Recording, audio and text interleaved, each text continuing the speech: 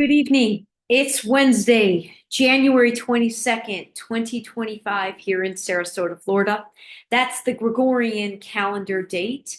The date on the 13 moon Galactic Dreamspell calendar, which we haven't brought out in quite a few months because I haven't been doing recordings. We are into month 7, which is called the Resonant Tone 7, the Resonant Moon of Attunement. And we are on Resonant 13, the 13th day of the 7th month.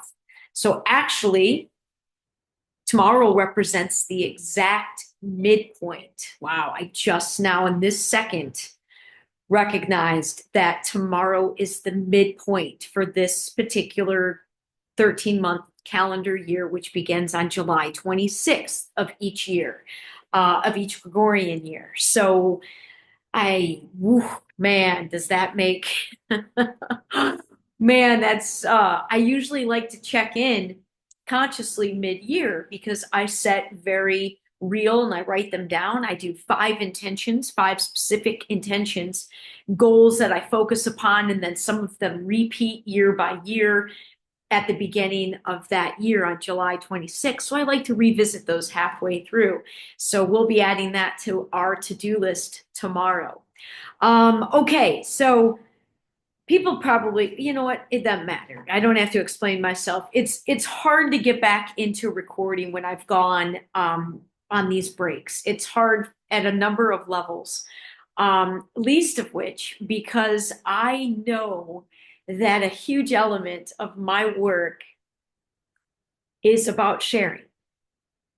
And ultimately, it's about sharing energy. And specifically, it's sharing my unique energy that is represented, yes, by the character of Alyson, but that's also comprised on a much higher level. It's way more than Alyson. It's at my soul level. And as a soul, I've had way more lifetimes other than just Alyson. But when you interact with Alyson, you get also that greater soul essence. And Alyson is out in the world very consciously working to make her life a live, organic, ever-changing art project. The mantra for this calendar, one of the main reasons it drew me in, the mantra is time is art, as opposed to time is money. And I've been following this. I believe I'm in my 15th year. I think this is year 14 or 15. And so I've been utilizing this as a primary tool on my spiritual awakening journey for a long time. And adopting, as such, adopting that mantra in a very real sense. So in my life, and when you say your life is an art project, it doesn't necessarily mean just because I paint, just because I do some music stuff, I do a little dancing, I do some juggling, I am, self-published a book. Like those are creative expressions, but that's still treating your life like an art project. It still takes all of those individual expressions and like combines them. It's a hard thing to wrap your head around if you're not actually engaged in your life in that way. So I have been very literally co-creating with Source my dream life. And the past year, I was fast accelerating to it after 12 conscious years of, I don't want to say faking it till I made it. It's not that. I just had a lot more growing, tons more lessons. I had so much I had to sort of grow into when I took my 6-figure spiritual leap of faith in the beginning of January in 2013. So 12 years ago. I had a lot of growing to do and a lot of healing. And the magic that is now comprising my everyday reality in ways unprecedented is a direct reflection of all the work that I have been doing really this entire life, but most notably and most especially the work I've done since my point of no return spiritual awakening, which, to say another way, on November 18th, 2010, I began living my entire life with a level of consciousness. Come on, come down. Always has to get on camera. With a level of consciousness and purpose in my life that it can't even be compared to how I was living my life and what was guiding my life prior to the point of no return spiritual awakening. There is no comparison, none. But I was young and I was naive in my awareness, in my understanding, in all of it. So what I thought lay only 1 year away has now taken 12 years. But I'll tell you what. Oh my God. Every bit of it, every bit of what is happening in my business partnership and with what we're co-creating together, in other smaller partnerships within other colleagues and friends in the event world, which is the world that allows me to pay my bills. What's happening with a man in my life that I don't think it's an exaggeration to say that I've been making my way to him this whole lifetime. And trust me, I don't have any idea where it's going. And it just doesn't matter. It just doesn't matter right now. And I have never met another person that experiences and feels life and all its aspects as deeply and with as many of his senses as I do. And he's a Sagittarius, which I am a Sagittarius. And man, we're fiery. We're independent. We're deep. We're social. We're, do not cage us in, tie us down. We want and need a lot of openness. And we struggle with anything that's, we do well with unorthodox, completely unique. So for me to understand him in that way, because of how deeply I understand myself in that way, and because my most previous relationship from 10 years ago was also with with a Sagittarius man, and my youngest brother is a Sagittarius man. So I know the Sagittarius male energy about as well as I know the Taurus male energy. So I just I don't care that I am like a teenage girl because simultaneously I'm stepping into my kind of badass bitch energy. I'm stepping into my divine feminine goddess energy. And then I find myself like, I don't know, like just feeling like you know, only if you've been a fiercely independent woman that has had to care for herself in this world for a period, at least a period of some time as an adult, like on her own, without a man, without a partner. But especially if you're a heterosexual woman, because it's really hard to I mean, the only way I can really say it is it's kind of hard to be more man than the men in your life.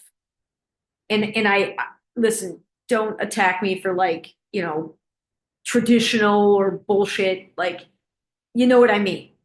All right. There are things that are more of the masculine, protective, providing, what traditional masculinity, and the woman is the creation, the life, the nurturer, the family, the caregiver, all of those things, the healer.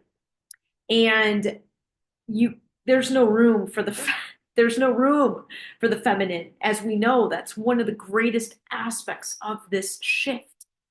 It's the rebalancing of the energies on this planet. It's stepping into and rising into an entirely new frequency band, if you will. And as a result of that, it's a major reconciliation of energies, least of which being some representation out in the world of what's presented as truth and reality from the feminine perspective, and not just the wounded masculine perspective that dominates the current paradigm that continues to collapse. And so to be a strong ass woman that's 49 years old and never in her adult life for any significant period of time has been able to truly feel as if she could lean on a partner, a male partner in her life in any way. Not needing to lean very hard at all. But boy, it'd be nice every once in a while to just take a break and to lean a little. Let somebody else take the wheel for a minute. And why this is so magnificent with what's happening is I don't need a man to do that for me. I don't need him. And so I'm not out there at all in any capacity looking for a man or anybody to fill something, that I'm not able to provide for myself, other than, say, community. Community. Of course, we need interactions and relationships without a doubt. But in terms of the codependent nature of most relationships, that is not me. But the highly independent nature of what I've been, combined with the wounded relationships I've had with wounded men, because I myself was still at a matching level of woundedness. Our woundedness is what drew us in, not our healed aspects. So to finally be in this amazing, amazing place where I'm healed, I'm able to validate, I'm able to take care of myself with my own company, which is deeply, deeply, profoundly affecting me after a 12-year period of having that intention to be able to do so, what that means. And this last year was the first year I paid completely for everything, all my insurance, taxes, without needing my dad's help. Because let me tell you, it's not been easy in a city like Sarasota, Florida, to have a home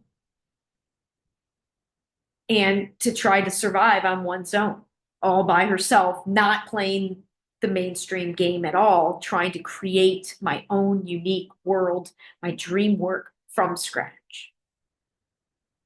And I did it. It's not the dream combination of what I'm doing to achieve the income. It's still dominated by events. But the event family shit taking place is off the charts. Oh, that's another update. So really, I'm just trying to get the chops going again. I keep saying I have to live this first and share it second. And in the sharing, I will never be able to describe what has happened the past 12 years with words alone, never with words alone. Man, I've been sharing the story the whole time.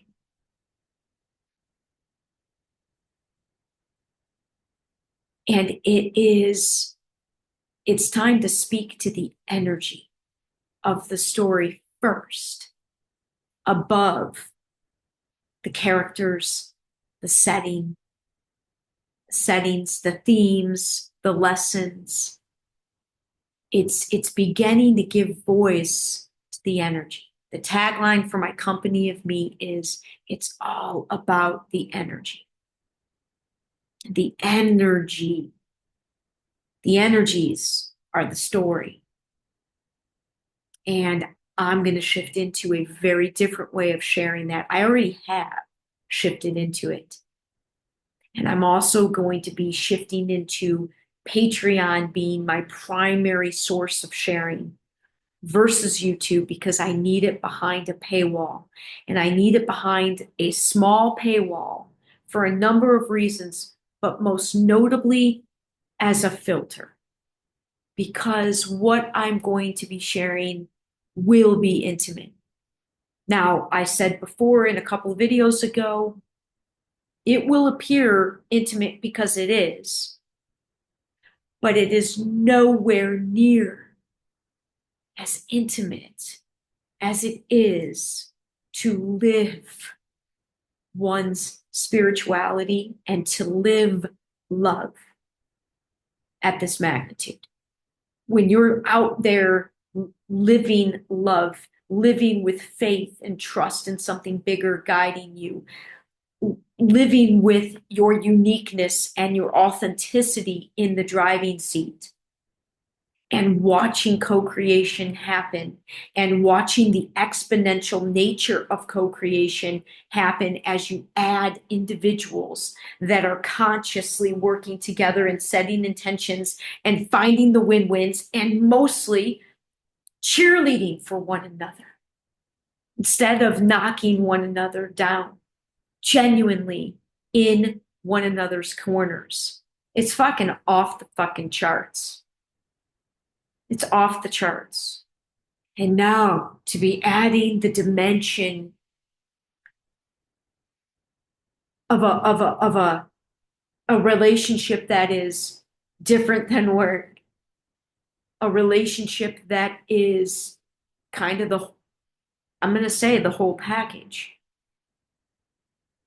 I'm brought to my knees with humility on what my heart is experiencing, what my heart has experienced in this past month alone. And mind you, that has already included part of a grieving where for a minute I thought what me and this man have going, whatever it is, was over before it even started. Just because it's insane what he has been dealing with, from losing everything in a hurricane to his father being sick to some health problems. Like it's unbelievable what this man has been faced with in the past 4 or 5 months, and how he handles it, and his positivity and his energy and his attitude and his spirit. And come to find out, he's had his eyes on me in a way that I was not aware of since the day we met, which I do very much remember 2+ years ago. So it's the most incredible thing I have ever experienced in this lifetime. And due to the depth of it representing the healed nature of some insanely deep wounds, that I am far from the only female with these sorts of wounds, there's no way I cannot share this aspects of it. But it needs to be done where there's a demonstration of people that are, where they understand this is sacred. This is sacred. Me speaking about this publicly is not a dishonoring, even though I understand, especially people, in the regular third dimension, people who don't understand the shift in consciousness taking place on the planet I can understand how those folks would be seeing and judging what I'm sharing and what I'm doing to be inappropriate, to be an overshare, to be, a lack of respecting anybody about whom I'm sharing. But I've said before, if you hear yourself in one of my stories, it is intended to be the pinnacle of an honor because it's sacred. The relationships that profoundly affect me are soul connections, our soul family goes so far beyond this lifetime. There is nothing more sacred to me than crossing paths with a true soul mate, soul family member. And you know it. You know it. Damn near instantly in your heart. So what I'm brought to my knees with what's transpiring with this man and doing nothing but wanting to honor the very, very special love experience, very special and very deep that this has already been.